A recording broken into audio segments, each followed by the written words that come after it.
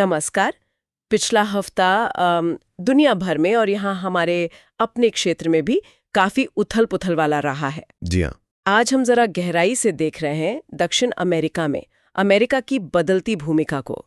खास तौर पर हम हाल के हफ्तों की अमेरिकी नीतियों, उनकी सैन्य गतिविधियों और वो जो नशीली दवाओं की तस्करी के खिलाफ अभियान चल रहे हैं, उनका विश्लेषण करेंगे। ठीक है। हमारे पास इस काफी पेचीदा विषय पर अलग-अलग स्रोतों से जानकारी है।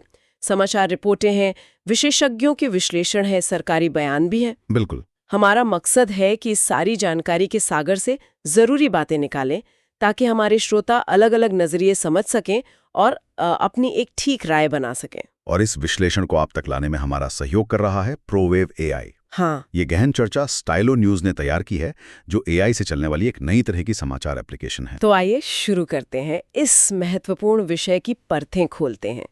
पिछले कुछ महीनों में खासकर कैरेबियन सागर और पूर्वी प्रशांत महासागर के इलाकों में अमेरिकी सैन्य उपस्थिति में एक साफ बढ़त देखी गई है। जी। ऐसा लगता है कि ये गतिविधियां खास तौर पर वेनेजुएला और कोलंबिया के तटों के पास ही हो रही हैं।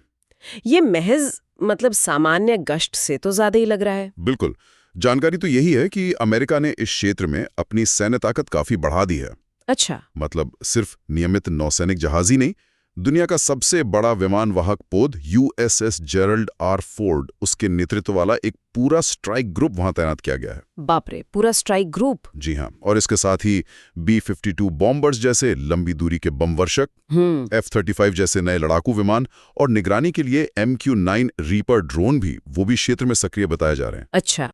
और प्यूर्टो रिको में जो पुराना रूजवेल्ट रोड्स नौसैनिक अड्डा था, उसे फिर से सक्रिय करने की भी खबरें हैं। अच्छा। तो ये सब मिलकर इस क्षेत्र में अमेरिकी सैन्य क्षमता में एक बहुत बड़ी बढ़त का संकेत है। ये सिर्फ मौजूदगी नहीं है, बल्कि एक तरह से ताकत का प्रदर्शन है। और जैसा आपने कहा, ये सिर्फ ताकत दिखाने तक ही सीमित नहीं है।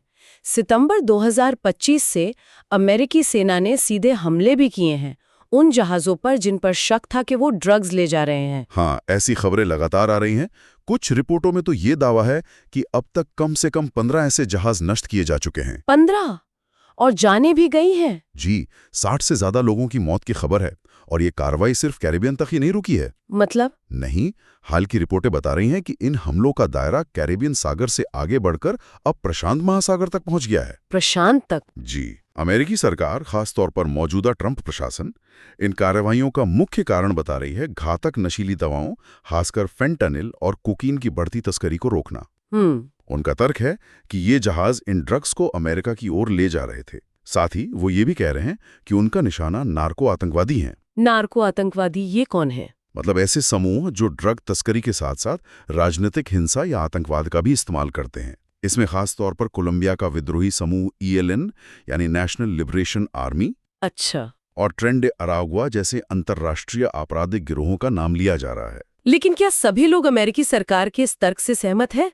क्या इसके पीछे सिर्फ ड्रग्स रोकना ही वजह है? कुछ विश्लेषक तो शक जता रहे हैं। ये बहुत जरूरी सवाल है और यहीं पर मामला थोड़ा पेचीदा हो जाता है।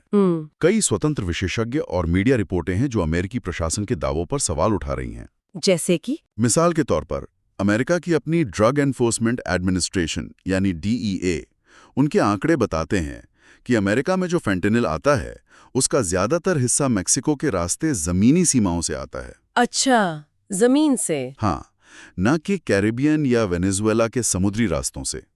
तो ये तथ्य अमेरिकी तर्क के मुख्य आधार पर ही सवाल खड़ा करता है। तो फिर अगर फेंटेनिल मुख्य वजह नहीं है, तो विश्लेषकों के हिसाब से इन सैन्य कार्रवाइयों का असली मकसद क्या हो सकता है? देखिए, कई जाने-माने विश्लेषक हैं, जैसे लंदन के थिंक टैंक चैथम हाउस के क्रिस्टोफर सबातिनी, हाँ, और स्काई न्यूज और MSS इंस्टीट्यूट जैसे मीडिया संस्थानों की रिपोर्टें भी हैं, जिनमें कहा गया है कि इन कार्रवाइयों का असली उद्देश्य शायद वेनेजुएला में राजनीतिक अस्थिरता पैदा करना हो। अस्थिरता? या फिर सरकार बदलना। हाँ। या सीधे तौर पर राष्ट्रपति निकोलस मदुरो की सरकार को हटाना, जिसे रिजीम चेंज कहते हैं, वो भी हो सकता है। एक और संभावना ये है कि ये इस क्षेत्र में खासकर वेनेजुएला और उसके सहयोगियों के लिए अमेरिकी ताकत का एक खुला प्रदर्शन है। अच्छा। संयुक्त राष्ट्र का जो मादक पदार्थ और अपराध कार्यालय है UNODC, उनका भी कहना है कि वेनेजुएला मुख्य रूप से कोकीन बनाने वाला देश नहीं है। तो फिर? वो ड्रग्स के पारगमन का एक रास्ता है। मतलब ड्रग्स वहां से होकर गुजरते हैं, बनते नहीं। ये जानकारी भी अमेरिकी ड्रग युद्ध वाले तर्क को थोड़ा कमजोर करती है। जाहिर है इन अमेरिकी कार्रवाइयों पर क्षेत्र के देशों की प्रतिक्रियाएं भी तीखी होंगी। वेनेजुएला की सरकार ने क्या कहा है? वेनेजुएला के राष्ट्रपति निकोलस मादुरो ने तो इन अमेरिकी हमलों की बहुत कड़ी निंदा की है।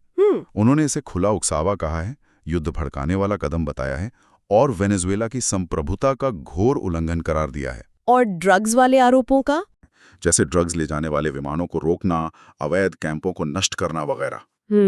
और इन अमेरिकी कार्रवाइयों के जवाब में वेनेजुएला ने अपनी नागरिक मिलिशिया में भर्ती तेज कर दी है और तटों पर सैन्य अभ्यास भी किए हैं। अच्छा। हालांकि इस तनाव के बीच अक्टूबर 2025 में वेनेजुएला ने 17 कोलंबियाई कैदियों को रिहा भी किया। हाँ, ये भी खबर थी जी, जिसे महीनों की कूटनीतिक बातचीत का नतीजा माना जा रहा है। और पड़ोसी देश कोलंबिया, उनका क्या रुख रहा है? राष्ट्रपति गुस्तावो पेट्रो की क्या प्रतिक्रिया रही? कोलंबिया के राष्ट्रपति गुस्तावो पेट्रो ने भी अमेरिकी हमलों की कड़ी आलोचना की है, खासकर इसलिए क्योंकि इन हमलों में कथित तौर पर कोलंबियाई नागरिक भी मारे गए हैं, जिन्हें वो निर्दोष मछुआरे बता रहे हैं।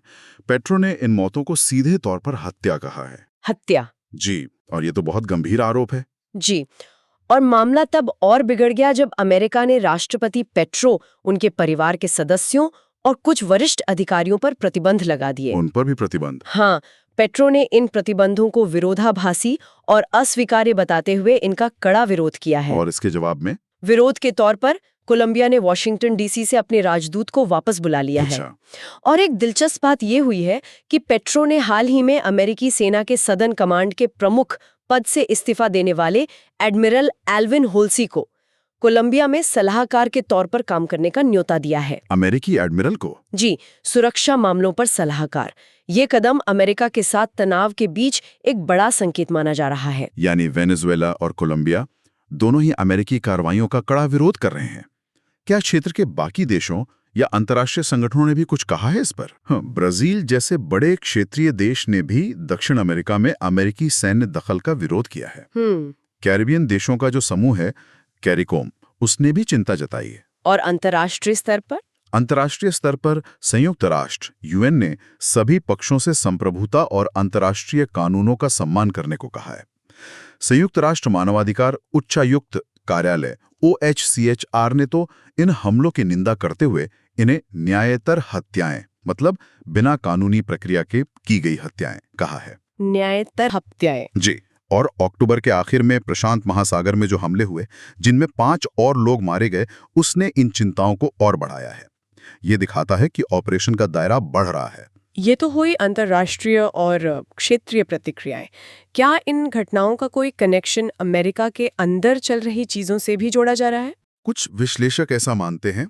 जैसे अमेरिका के पोर्टलैंड ओरेगन शहर में अप्रवासन और सीमा शुल्क प्रवर्तन ICE के खिलाफ जो प्रदर्शन हो रहे थे, उन पर पुलिस की कार्रवाई में सख्ती देखी गई।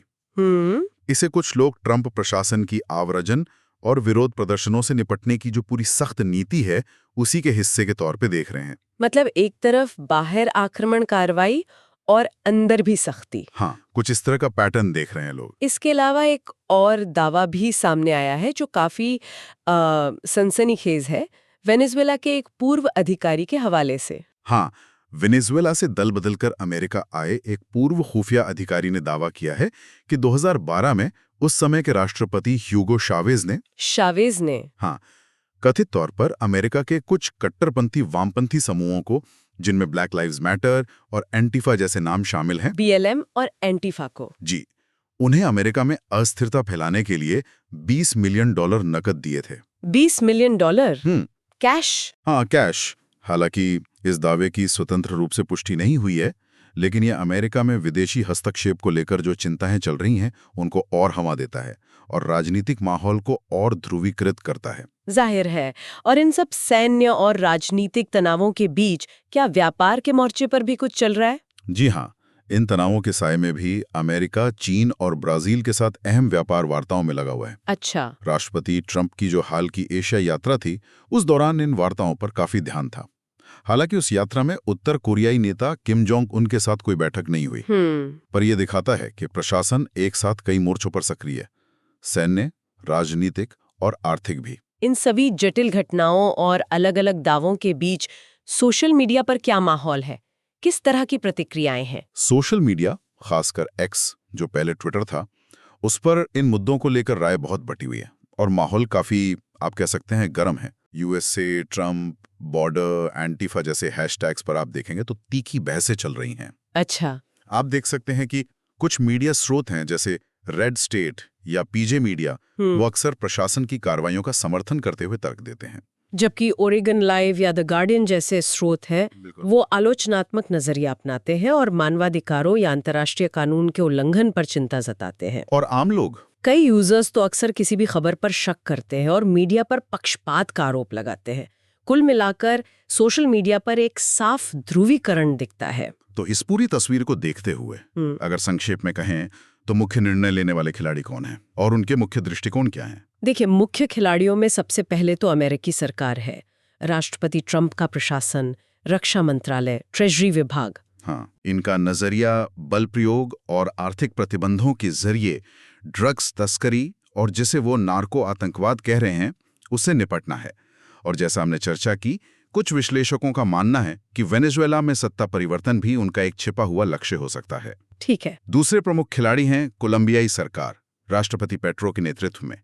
वो अमेरिकी हमलों और प्रतिबंधों की निंदा कर रहे हैं, अपनी संप्रभुता पर जोर दे रहे हैं और शायद सुरक्षा के लिए दूसरे साथी ढूंढ रहे हैं, जैसा कि एडमिरल होल्सी को बुलाने से लगता है। तीसरे हैं वेनेजुएला के राष्ट्रपति मादुरो। वो अमेरिकी कार्रवाइयों को आक्रमण मान रहे हैं, ड्रग्स के आरोपों को खारिज कर रहे हैं और अपनी रक्षा क्षमताएं मजबूत कर रहे हैं। और अंतर्राष्ट्रीय संगठन? और अंत में अंतर्राष्ट्रीय संगठन जैसे संयुक्त राष्ट्र, OAS, UNODC, ये आमतौर पर संयम बरतने, अंतर्राष्ट्रीय कानून मानने, मानवाधिकारों का सम्मान करने और कूटनीतिक हल निकालने की बात कर रहे हैं। ये स्थिति वाकई बहुत नाजुक और गतिशील लग रही है। आगे क्या हो सकता है? किन संभावित घटनाओं पर हमें नजर रखनी चाहिए? देखिए, भविष्य के बारे में पक्के तौर पर तो कुछ कहना मुश्किल है, पर कुछ संभावनाएं जरूर दिख रही हैं। जैसे? पहली, ये कि अमेरिकी सैन्य अभियान जारी रह सकते हैं। कुछ अपुष्ट रिपोर्टों में तो वेनेजुएला की सीमा के अंदर भी गुप्त या सीधे हमलों की आशंका जताई गई है, जिसमें शायद CIA जैसी एजेंसियों की भूमिका हो। दूसरी, कोलंबिया पर नए व्यापार शुल्क यानी टैरिफ या और प्रतिबंध लगाए जा सकते हैं, खासकर अगर पेट्रो सरकार अमेरिकी नीतियों का विरोध जारी रखती है। तीसरी, अमेरिका चीन और अमेरिका ब्राजील के बीच जो व्यापार वार्ताएं चल रही हैं, उनका अंतिम रूप लेना अहम होगा। उसके क्षेत्रीय और वैश्विक असर होंगे। हाँ, ये तो है। चौथी बात, कोलंबिया में मई 2026 में राष्ट्रपति चुनाव होने हैं। इन तनावों का उन पर क्या असर पड़ता है, ये देखना भी महत्वपूर्ण होगा। सही। पांचवीं, क्षेत्रीय तनाव या तो और बढ़ सकता है या फिर पर्दे के पीछे कूटनीतिक कोशिशें तेज हो सकती हैं। और आखिरी में, पेरू जैसे पड़ोसी देश भी सीमा पार अपराध, खासकर ट्रेन दे अरागुआ जैसे गिरोहों की बढ़ती गतिविधियों से निपटने के लिए अपनी कोशिशें जारी रखेंगे। ये सभी घटनाक्रम एक दूसरे से जुड़े हुए हैं। ये वास्तव में एक बहुत ही उलझा हुआ जाल है, जिसके कई सिरे हैं और हर सिरे पर तनाव है। बिल्कुल।